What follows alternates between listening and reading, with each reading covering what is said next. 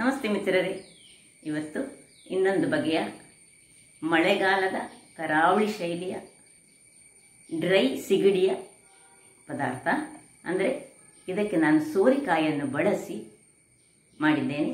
ನಾವು ಕರಾವಳಿಗರು ಹೆಚ್ಚಾಗಿ ಸೋರೆಕಾಯಿಯ ಸೌತೆಕಾಯಿಯ ಹಾಕಿ ಈ ಒಂದು ಸಿಗಡಿಯ ಪರಿಮಳಯುಕ್ತವಾದ ಸಾಂಬಾರು, ಅಂದರೆ ನಾವು ಅದನ್ನು ರಸ ಅಂತ ಕರಿತೇವೆ, ಮಾಡ್ತೇವೆ. ಹಾಗಾದರೆ ಯಾರೆಲ್ಲ ನನ್ನ ಚಾನಲನ್ನು ನೋಡ್ತಿದ್ದೀರಿ, ಯಾರೆಲ್ಲ ಇನ್ನೂ ಸಬ್ಸ್ಕ್ರೈಬ್ ಮಾಡಿಲ್ಲ, ದಯವಿಟ್ಟು ಸಬ್ಸ್ಕ್ರೈಬ್ ಮಾಡಿ, ಸಪೋರ್ಟ್ ಮಾಡಿ ಅಂತ ಹೇಳುತ್ತಾ ಬನ್ನಿ ಈ ರುಚಿಕರವಾದ ಸಾಂಬಾರು ಹೇಗೆ ಮಾಡುವುದು ಎಂದು ನೋಡೋಣ. ಮಿತ್ರರೇ, ಇವತ್ತು ಸೋರೆಕಾಯಿ ಮತ್ತು ಈ ಡ್ರೈ ಎಟ್ಟಿ ಉಪಯೋಗಿಸಿ ಒಂದು ಕರಾವಳಿ ಶೈಲಿಯ ಸಾಂಬಾರು ಮಾಡೋಣ, ಅಂದರೆ ರಸ ಮಾಡೋದು. ಈಗ ಬೇಕಾಗುವ ಸಾಮಗ್ರಿಗಳು ಇಲ್ಲಿ ನೋಡಿ. ಇಲ್ಲಿ ಒಂದು 100 ಗ್ರಾಮ್ಸ್ನಷ್ಟು ನಾನು ಡ್ರೈ ಇದನ್ನು ತೆಗೆದುಕೊಂಡಿದ್ದೇನೆ. ಇದನ್ನು ಒಳ್ಳೆ ಕ್ಲೀನ್ ಮಾಡಿಕೊಳ್ಬೇಕು. ಇನ್ನು ಒಂದು ಸೋರೆಕಾಯಿ ಬೇಕು, ಇದೆಲ್ಲ ಅರ್ಧ ಸಹ ಸಾಕಾಗ್ತದೆ. ಸ್ವಲ್ಪ ಒಂದು ಸಣ್ಣ ತೆಂಗಿನಕಾಯಿಯ ತುರಿ, ಒಂದಿಷ್ಟು ದೊಡ್ಡ ತೆಂಗಿನಕಾಯಿ ಇದ್ರೆ ಇಡೀ ಕಾಯಿಯ ತುರಿ ಬೇಕು. ಒಂದು ದೊಡ್ಡ ತೆಂಗಿನಕಾಯಿ ಆದರೆ ಅರ್ಧ ಗಡಿ, ಒಂದು ಗಡಿ ಸಾಕು. 2 ಭಾಗ ಮಾಡಿದರೆ ಅರ್ಧ ಸಾಕು. 1 ಚಮಚ ಜೀರಾ, 2 ಚಮಚಗಳಷ್ಟು ಕೊತ್ತಂಬರಿ ಬೀಜ, ಒಂದು ನೀರುಳ್ಳಿ, 5-6 ಈ ಗಾರ್ಲಿಕ್ ಪಾಟ್ಸ್ ಬೆಳ್ಳುಳ್ಳಿ, ಮತ್ತು ಅರ್ಧ ಚಮಚದಷ್ಟು ಮೆಂತೆ. ಇಲ್ಲಿ ಮೆಣಸು ನೋಡಿ, ನಾನು ಒಂದು 6 ಉದ್ದ ಮೆಣಸು ತೆಗೆದುಕೊಂಡಿದ್ದೇನೆ. ಮತ್ತೊಂದು ಸಣ್ಣ ಸಣ್ಣದು 2 ನೋಡಿ, ಈ ಸೈಜ್ ಸಣ್ಣ ಸಣ್ಣದು 2 ಗಿಡ್ಡ ಮೆಣಸನ್ನು ತೆಗೆದುಕೊಂಡಿದ್ದೇನೆ. ಖಾರ ನಿಮಗೆ ಸ್ವಲ್ಪ ಹೆಚ್ಚು ಬೇಕಿದ್ರೆ ಹೆಚ್ಚು ತೆಗೆದುಕೊಳ್ಬಹುದು.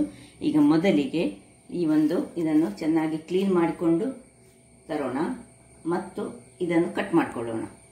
ವೀಕ್ಷಕರೇ, ಇದನ್ನು ಹೇಗೆ ಕ್ಲೀನ್ ಮಾಡೋದು ಹೇಳಿದರೆ, ಇದರ ನೋಡಿ ಹೀಗೆ ಮುಖವನ್ನು ಸ್ವಲ್ಪ ತೆಗೆದುಕೊಂಡು ಬಾಲ ತೆಗೆದುಕೊಂಡ್ರೆ ಆಯಿತು. ಮತ್ತು ಇದನ್ನೀಗ ಸ್ವಲ್ಪ ನೀರಿನಲ್ಲಿ ಕ್ಲೀನ್ ಮಾಡಿಕೊಳ್ಳಿಕ್ಕೆ ಉಂಟು. ನೋಡಿ, ಹೀಗೆ ಮುಖ ತೆಗಿತೇನೆ, ಎಲ್ಲದರದ್ದು ಹೀಗೆ ಇದರದ್ದು ಮುಖ ತೆಗೆದುಕೊಳ್ತೇನೆ. ಇನ್ನು ಇಲ್ಲಿ ಇದನ್ನು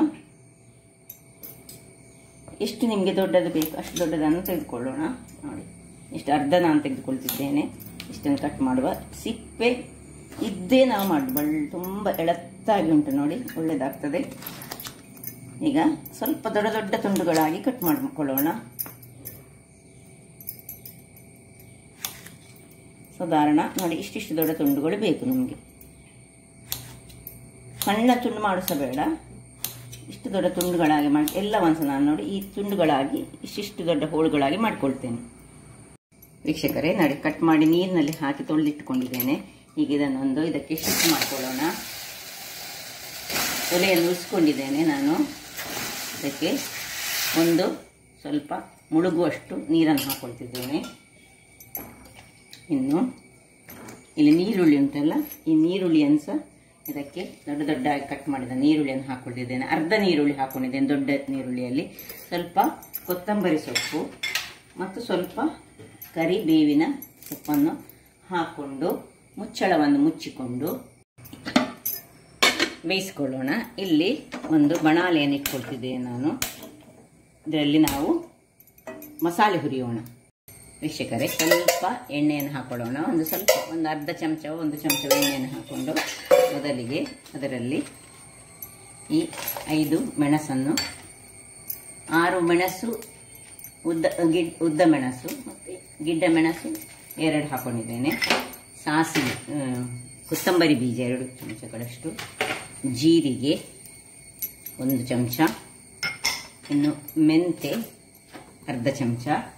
ಇಷ್ಟನ್ನು ಹಾಕ್ಕೊಂಡು ನಾವು ಸ್ವಲ್ಪ ಒಳ್ಳೆ ಚೆನ್ನಾಗಿ ಫ್ರೈ ಮಾಡ್ಕೊಳ್ಳೋಣ. ತುಂಬ ಎಣ್ಣೆ ಏನು ಬೇಕಂತಿಲ್ಲ, ಸ್ವಲ್ಪ ಎಣ್ಣೆ ಮತ್ತು ಚೂರು ಹಾಕೊಳ್ಳಿ, ಅದು ಒಳ್ಳೆ ಆಗ್ತದೆ ಫ್ರೈ ಆಗಲಿಕ್ಕೆ. ಇಷ್ಟ ಆಗುವಾಗ ಇದನ್ನು ಆಫ್ ಮಾಡಿಕೊಳ್ಳಿಕ್ಕಾಗುವಾಗ ಇಲ್ಲಿ ನೋಡಿ, 1/4 ಚಮಚ ಅಥವಾ ಅರ್ಧ ಚಮಚದಷ್ಟು ಓಮನ್ನು ಹಾಕ್ಕೊಳ್ತಿದ್ದೇನೆ. ಓಮ ಹಾಕಿದ ಕೂಡಲೇ ಆಫ್ ಮಾಡ್ಕೊಳ್ತಿದ್ದೇನೆ. ಇದರ ಬಿಸಿಗೆ ಇದು ಬಿಸಿ ಆಗ್ತದೆ. ಅದರೊಟ್ಟಿಗೆ ಇನ್ನು ಇಲ್ಲಿ ನೋಡಿ ತೆಂಗಿನ ತುರಿಯನ್ನು ಸಹ ಹಾಕ್ಕೊಳ್ತೇನೆ. ಆಫ್ ಮಾಡ್ಕೊಂಡು ತೆಂಗಿನ ತುರಿ ಹಾಕ್ಕೊಂಡಿದ್ದೇನೆ. ಇನ್ನು ಸ್ವಲ್ಪ ಹಳದಿಯನ್ನು ಹಾಕೊಳ್ಳೋಣ. ಒಂದು ಚಮಚದಷ್ಟು ಹಳದಿ.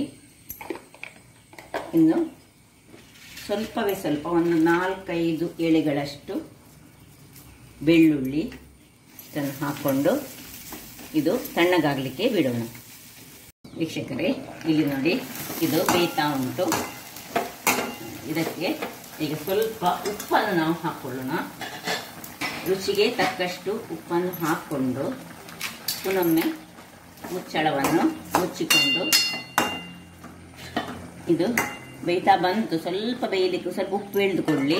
ಆಮೇಲೆ ಇಲ್ಲಿ ನೋಡಿ ನಾನು ಇದು ಕ್ಲೀನ್ ಮಾಡಿಟ್ಟ ಇದನ್ನು ಒಂದು ನೀರಿನಲ್ಲಿ ಹಾಕ್ಕೊಳ್ತೇನೆ. ನೀರಲ್ಲಿ ಹಾಕ್ಕೊಂಡು ಒಂಚೂರು ಇದನ್ನು ಹೀಗೆ ಚೆನ್ನಾಗಿ ಕ್ಲೀನ್ ಮಾಡಿಕೊಂಡು ಇದನ್ನು ತೆಗೆದಿಟ್ಕೊಳ್ಳೋಣ.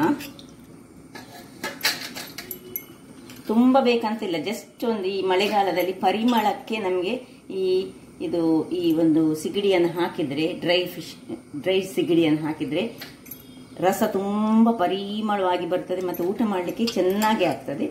ಒಂದು 50 ಗ್ರಾಮ್ಸ್ ಸಾಕಾಗ್ತದೆ, ಒಂದು ಅರ್ಧ ಇದಕ್ಕೆ. ಸೊ ಇಷ್ಟನ್ನು ಈಗ ನಾವು ತೆಗೆದಿಟ್ಕೊಳ್ಳೋಣ ಕ್ಲೀನ್ ಮಾಡಿ.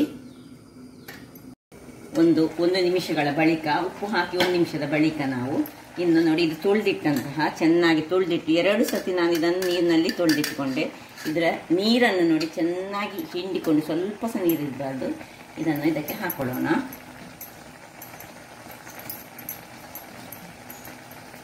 ಹಾಕೊಂಡು ತುಂಬ ಹಾಕೊಳ್ಳಿಲ್ಲ ನಾನು. ನೋಡಿ ಇದೆಲ್ಲ ನಾವು ಮಳೆಗಾಲದಲ್ಲಿ ಮೀನಿಲ್ಲದ ಟೈಮ್ನಲ್ಲಿ ಅಥವಾ ಮೀನಿದ್ದರೆ ಸಹ ಇದು ಪರಿಮಳಯುಕ್ತವಾದ ಸಾಂಬಾರು ಆಗ್ತದೆ. ನೋಡಿ ಹೀಗೆ ಚೆನ್ನಾಗಿ ತಿರುಗಿಸಿಕೊಂಡು ಇನ್ನೊಮ್ಮೆ ಈಗಲೇ ಇದರ ಪರಿಮಳ ಒಳ್ಳೆ ಬರ್ತಾ ಉಂಟು. ಈಗ ಮುಚ್ಚಳ ಮುಚ್ಚಿ ಒಂದು 2 ನಿಮಿಷಗಳ ಕಾಲ ಬೇಯಿಸ್ಕೊಳ್ಳೋಣ. ಇದಿಲ್ಲಿ ಬೇಯ್ತಾ ಇರಲಿ ಅದರಷ್ಟಕ್ಕೆ. ಅಷ್ಟೊತ್ತಿಗೆ ನಾನು ನೋಡಿ ಒಂದು ಸಣ್ಣ ಮಿಕ್ಸಿ ಜಾರ್ ತೆಗೆದುಕೊಂಡಿದ್ದೇನೆ. ಅದಕ್ಕೆ ಒಂದು ಸಣ್ಣ ನೀರುಳ್ಳಿ ನೋಡಿ ಇದು ತಣ್ಣಗಾಗಿದೆ ಈಗ ಇಲ್ಲಿ. ಮತ್ತೆ ತುಂಬ ಹುಳಿ ಬೇಡ ಇದಕ್ಕೆ, ಸಣ್ಣ ಒಂದು ನಿಂಬೆ ಗಾತ್ರ ಸಹ ಬೇಡ, ಅದಕ್ಕಿಂತ ಸಹ ಸಣ್ಣದು ಒಂದು 3 ಪೀನಟ್ ಗಾತ್ರದ್ದು ಅಂದರೆ 3 ಕಡಲೆಕಾಯಿ ಗಾತ್ರದ ಹುಳಿ ಇದನ್ನು ಹಾಕೊಳ್ತಿದ್ದೇನೆ. ಮತ್ತೆ ಉಳಿದ ಇದನ್ನೆಲ್ಲ ಇದಕ್ಕೆ ಶಿಫ್ಟ್ ಮಾಡಿಕೊಂಡು ಇದನ್ನೊಂದು ಒಳ್ಳೆ ಮಸಾಲ ಮಾಡಿ ತರ್ತೇನೆ. ನೋಡಿ ಸ್ವಲ್ಪ ನೀರನ್ನು ಹಾಕೊಳ್ತಿದ್ದೇನೆ. ಇಷ್ಟನ್ನು ಹಾಕಿ ಒಂದು ಮುಚ್ಚಳವನ್ನು ಮುಚ್ಚಿ ಇದನ್ನು ಗ್ರೈಂಡ್ ಮಾಡಿ ತರ್ತೇನೆ. ವೀಕ್ಷಕರೇ, ಇಲ್ಲಿ ನೋಡಿ ಒಳ್ಳೆ ಗ್ರೈಂಡ್ ಆಗಿ ಬಂತು. ಹೀಗೆ ಇಷ್ಟ ಆಗುವಾಗ ನಾವೇನು ಮಾಡಬೇಕು ಹೇಳಿದರೆ, ಇಲ್ಲಿ ನೋಡಿ ಇದು ಆಯಿತು. 1 ನಿಮಿಷಗಳ ಕಾಲ ಇದನ್ನು ನಾವು ಬೇಯಿಸಿಟ್ಕೊಂಡಿದ್ದೇವೆ. ಈ ಸಿಗಡಿಯನ್ನು ಹಾಕಿ 1-2 ನಿಮಿಷ ಸಾಕು ಬೇಯಿಸಿದೆ. ನೋಡಿ ಹೇಗೆ ಬಂತು ನೋಡಿ. ಇನ್ನೀಗ ಈ ಒಂದು ಮಸಾಲೆಯನ್ನು ಇದಕ್ಕೆ ಶಿಫ್ಟ್ ಮಾಡಿಕೊಳ್ಳೋಣ. ಒಳ್ಳೆ ಫೈನ್ ಆದ ಪೇಸ್ಟ್ ಆಗಬೇಕು, ಹಾಗಾದರೆ ಮಾತ್ರ ಬಹಳ ಚೆನ್ನಾಗಿ ಬರ್ತದೆ. ಸೊ ಇದಕ್ಕೆ ಪುನಃ ಸ್ವಲ್ಪ ನೀರನ್ನು ಹಾಕ್ಕೊಂಡು ಒಳ್ಳೆ ತೆಳು ಮಾಡಿಕೊಳ್ಳೋಣ. ಅಂದರೆ ತುಂಬ ತೆಳು ಸಹ ಅಲ್ಲ, ತುಂಬ ದಪ್ಪ ಸಹ ಅಲ್ಲ, ಹದಾದಲ್ಲಿ ಮಾಡಿಕೊಂಡು ಇದನ್ನು ಸ್ವಲ್ಪ ನೋಡುವ ಎಷ್ಟು ನೀರು ಬೇಕಂತ ನೋಡಿಕೊಂಡು ನೀರು ಮಾಡಿಕೊಂಡ್ರೆ ಆಯಿತು. ದಪ್ಪ ಆಗ್ತದೆ. ಈಗಲೇ ಊಟ ಮಾಡೋ ಹಾಗೆ ಪರಿಮಳ ಬರ್ತಾ ಉಂಟು, ಅಷ್ಟು ಪರಿಮಳ. ಅಂದರೆ ಈ ಸಿಗಡಿ ಯಾವಾಗಲೂ ಹಾಗೆ ಅದು ಕೆಲವರು ಅದನ್ನು ಫ್ರೈ ಮಾಡಿ ಹಾಕ್ತಾರೆ. ಫ್ರೈ ಮಾಡುವ ಅಗತ್ಯ ಇಲ್ಲ. ಹೀಗೆ ನಾವು ಸಾಂಬಾರು ಮಾಡುವಾಗ ಫ್ರೈ ಮಾಡುವ ಅಗತ್ಯ ಇಲ್ಲ. ದಪ್ಪ ಆಯ್ತಿದ್ದು. ಇದಕ್ಕೆ ಸ್ವಲ್ಪ ನೀರನ್ನು ಹಾಕೊಳ್ಳೋಣ. ಇಷ್ಟು ಸಹ ದಪ್ಪ ಬೇಡ ನೋಡಿ, ಇದು ತುಂಬ ದಪ್ಪ ಆಯಿತು. ಇನ್ನೂ ಸಹ 1 ಲೋಟದಷ್ಟು ನೀರನ್ನು ಹಾಕೊಳ್ಳೋಣ. ಇನ್ನು ಸ್ವಲ್ಪ ಒಂದು ಅರ್ಧ ಲೋಟ ಹಾಕಿ ನೋಡುವ. ತುಂಬ ನೀರು ಸಹ ಆದರೆ ಒಳ್ಳೆದಾಗುದಿಲ್ಲ, ಅದರಿಂದಾಗಿ ಹದಾದಲ್ಲಿ ನಾವು ಮಾಡ್ಕೊಂಡು ಇದಿಷ್ಟು ಸಾಕು. ಇನ್ನು ಇದನ್ನು ಕುದಿಲಿಕ್ಕೆ ಬಿಡೋಣ. ಒಳ್ಳೆ ಕುದಿ ಬರಬೇಕು. ಈಗ ಇದರಲ್ಲಿ ಮಸಾಲೆ ಒಟ್ಟಿಗೆ ಈ ಸೋರೆಕಾಯಿ ಪ್ಲಸ್ ಈ ಒಣ ಸಿಗಡಿ ಮಿಕ್ಸ್ ಆಗಿ ಅದರ ಪರಿಮಳ ಒಂದು ಸೊಗಸಾಗಿ ಬಂದರೆ ಊಟ ಮಾಡುವಾಗ ಬಹಳ ಖುಷಿ ಅನಿಸ್ತದೆ. ವೀಕ್ಷಕರೇ, ಇಲ್ಲಿ ನೋಡಿ ಒಳ್ಳೆ ಕುದಿ ಬರ್ತಾ ಉಂಟು. ಈಗ ನಾವು ಇದನ್ನು ಒಮ್ಮೆ ಉಪ್ಪು ಚೆಕ್ ಮಾಡಿಕೊಳ್ಳೋಣ.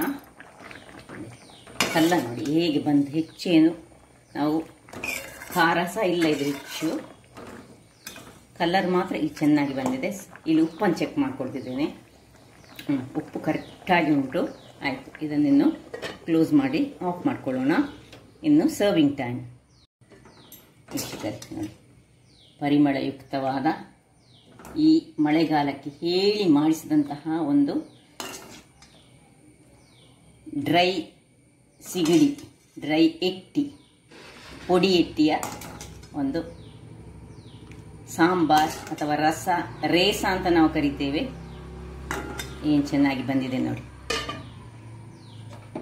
ಹಾಗಾದರೆ ನೋಡಿದ್ರಲ್ಲ ವೀಕ್ಷಕರೇ, ಕರಾವಳಿ ಶೈಲಿಯ ಮಳೆಗಾಲದ ಈ ಒಂದು ಡ್ರೈ ಎಟ್ಟಿಯ ಪುಡಿ ಎಟ್ಟಿಯ ರಸ ಅಂದರೆ ಸಾಂಬಾರ್.